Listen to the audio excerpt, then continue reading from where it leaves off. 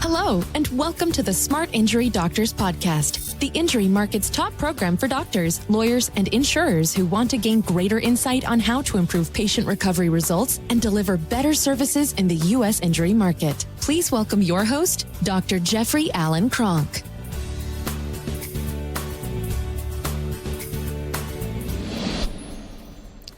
Hey, doctors, what I want to talk about today is what is the biggest competition for you in your own local personal injury market? So if you're a doctor out there today that wants to do more personal injury work and you want to do it for the right reasons, you want to do it because you love it, you want to do it because you really like taking care of injured patients, you love taking on the responsibility of trying to get them way above average results, because 55% or more of the people that have a personal injury are never going to fully recover, and you have a real purpose and a drive and a motivation to really knock out those numbers where 80% of your people are fully recovering, or 90% or 100%. That's what you're striving for. Obviously nobody's going to get 100%. But that's the kind of thing that you're striving for. And you want to put together a center that does that. And you want to do more personal injury work because you like the fact that it's recession proof. You like the fact that the money is really good. You like the fact that you don't have to deal with patient finances. You like the fact that you can do whatever care necessary in order to help the patient. You like the fact that you're not restricted by that. But it comes with a medical legal aspect. It comes with some documentation aspects. It comes with the potential for being deposed aspects. It comes with the potential of going on trial aspects. It comes with the aspects of having to do, develop interprofessional relationships, develop relationships with top of the line providers. And you're sitting there and you're saying, well, gosh, you look at people in the market and you look at, oh, look, these relationships are already established, or, oh, wow, we already have billboard doctors up in our area, or we have doctors that have already established significant relationships in our areas, or I look at others' websites and say, oh my gosh, their website is so much better than mine. And you start looking at everything in your environment and you think you're competing with that. You're really not. You're not competing with that in your environment. You're competing with yourself. You're competing with yourself. You're competing with your own limitations. Your own limitations, your thoughts about time. Oh my gosh, I just don't have enough time. Good, you don't have enough time because you don't know how to create time. The old boys' relationships are already established. Good, then they're already established and you don't have a chance, right? You're not competing against that. That's what I'll tell you. You're definitely not competing against that. Is it out there in the market? Yes. Is there competition? Yes. Competition is healthy. But there's not a lot of competition for really strong, good injury centers that are focused on patient results and that are focused on actually, that's the biggest thing that they're focused on is patient results. And then second, they're, on the documentation and simplification of the communication so that others can understand exactly what your clinic does, so that they want to do business with you. So attorneys want to do business with you. So medical doctors want to do business with you. So patients want to refer patients to you.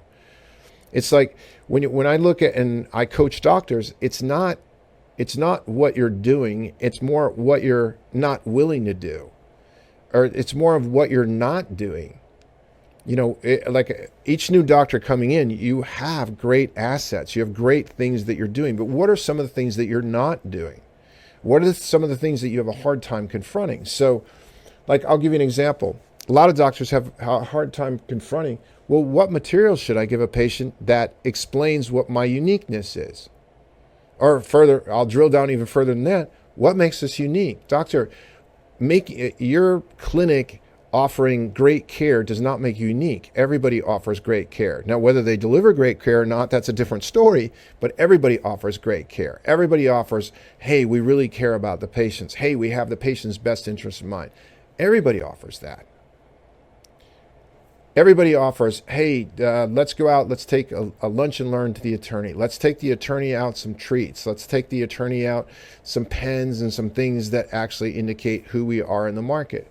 Many people are doing that, right? It doesn't make you unique.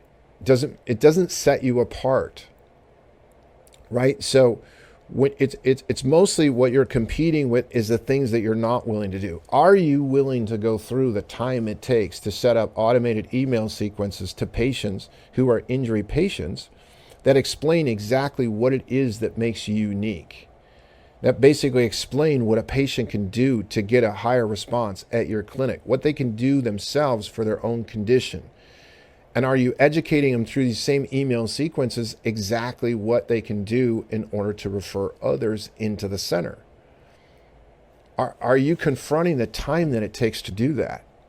Okay, because from start to finish, the time that it takes to do that can be 50, 60, 70 hours to do it. I know, I've done it, right? Are you setting up automated email sequences to your attorneys that explain what it is that makes you unique? Giving them one a week, doing a 52-week email series. I mean, that again, it can take you anywhere from 50 to 100 hours to do that. Are you confronting doing that? Because if you are, and you are confronting doing that, guess what? You don't have a barrier to entrance. So there's a thing called a barrier to entrance. Most of them are self-perceived barriers. I have a barrier to entrance. I don't have enough time. That's a barrier to entrance. Good. I'm a clinic that has plenty of time. We do things the right way, and I want to promote like heck, and I've got time to do this. Right? And I'm glad that the other clinics feel like they don't have enough time to get involved with this, because that's a barrier to entry of those clinics. And I'm not going to be restrained by that particular barrier of entry. I can't delegate. Good, that's a barrier of entry. I'm already full enough and I can't delegate. And since I can't delegate, I put a cap on what I can do. Good, that's a barrier of entry. I don't like to market and I don't know what to market. That's a barrier of entry.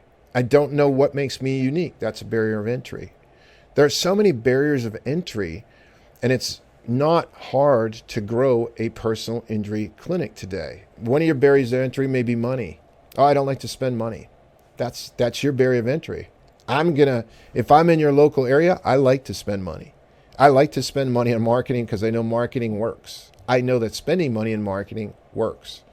So if I'm in your local area, I'm not only going to outmarket the area, and I'm going to do it through some very inexpensive ways, ways that don't cost me anything. Going around and doing attorney presentations just costs me my time.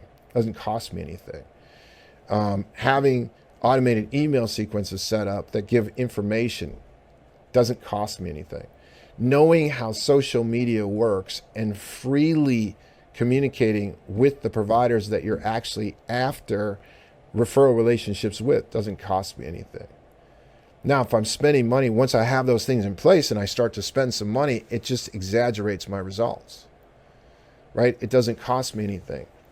I personally am willing to spend money on marketing. I always have been, because marketing is an investment. But I'm not even talking about that. If you say doctors won't spend money, if you won't spend money to continuously educate yourself in the area of injury rehabilitation, injury treatment, injury promotion, injury marketing, everything there has to do with an injury practice. If you're not willing to spend the money to do that, then you have a self-contained barrier to entrance, because others are. So one of the things what I want to tell you on this is that stop looking at everybody else and just look at yourself. All you have to do this year is be better than you were last year. And the comparison is how you were this year to how you were last year, or how you did this year to how you did last year. It's how are you doing? You're competing with yourself. If last year your business went up by 20%, great. This year, is it 30% or is it 10%? Are you doing worse or are you doing better? You're competing against yourself. There's so much market in the injury market. There's so much market. It's a very large market. And it's a very large market. It's a very lucrative market for those that really do well and stay patient focused in it and can produce great results in it. And I'm telling you, it's a market that's changing. It's a changing market that's saying, look, people that can get patient results do better. That's what an injury patient wants. If you have an injury, I don't care what injury you have, you're out doing a marathon and you blew out your knee. Good. The last thing you want is knee problems for the rest of your life. You want to actually have a surgeon or a physical therapist or somebody who's going to rehabilitate you. And you want the thing rehabilitated as quickly as possible, and you don't want it to bother you ever again. That's what you want if you're injured. Can you produce that in your clinic? Or are you the clinic that has everybody do the same thing? Let's see, that I come in for 4 weeks of chiropractic care, then I go get a bunch of shots, then I go get this type of treatment, I go to the orthopedist, I go all over the place, and the patient's got tremendous bills, but they're not getting any results. And nobody's even talking about results. If you're that clinic, you're a clinic destined to fail. You're a clinic in a new rising market where people are looking at results. Employers are looking at results. Insurers are looking at results. You're a player that's destined to fail.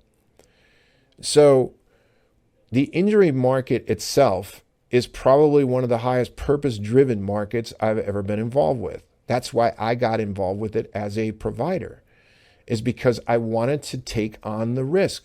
If you think about it right now, if you have kids, you have a husband, you have a wife, you have daughters, you have sons, young kids, and they're injured, you're not thinking about, oh, wow, how much treatment can I give them? You're thinking about, how do you get them resolved? How do you resolve their condition quickly, effectively? That's the biggest thing that in my experience, a lot of practices don't focus on.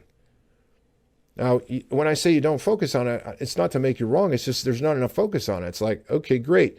I would even start to track my results with patients. How many patients do we have that fully recover? Last year we saw 200 patients, 125 of them fully recovered, 130 of them fully recovered. Good. 72% of our patients as we go through treatment in our treatment program fully recover. Start looking at that, start tracking that. And then also start knowing, though, that patients will regress by research and study if they don't stay on some sort of supportive care program. They have a high probability of regressing. That's what the research tells us.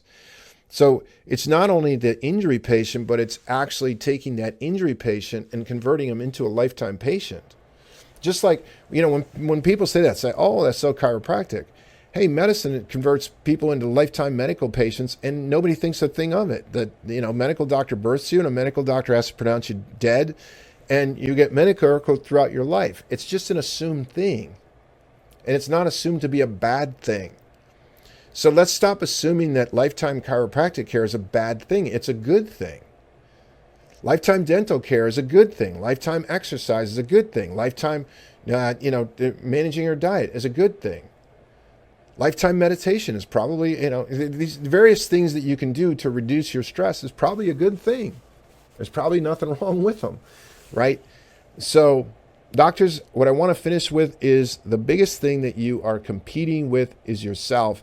And the best way that I know how to actually break that habit, to get out of your comfort zone, is to have a coach or get involved with a program where people are actively trying to do what you're doing. Get in a community where people are actively trying to do what you're doing, which is what we have. That's what we have in our Smart Injury Doctors program. That's what we have in our free Facebook user group. That's what we promote. That's what we provide. So if you have interest in our program, call 800-940-6513 and set up a visit with Chrissy. She'll show you the program, or they can actually introduce you to other free, where we give lots of training and lots of free information out so you can get a flavor of what we do. But the main thing that I want you to know is that you're not competing. Stop looking at others. Just look at yourself. Look at your progress, your own personal progress. That's what you want to be measuring. That is the biggest barrier for you, is not the environment. It's you, yourself. And once you address that and start looking at that, everything gets a lot easier. Doctors, as always, short, sweet, and to the point. I look forward to seeing you or having you be on the next podcast. Thank you. You've been listening to the Smart Injury Doctors Podcast, the #1 audio production show for professionals in the U.S. injury market that want to deliver better injury services to the patients, clients, or insureds they serve. If you like what you heard today, please leave us a review and don't forget to join us on our next program.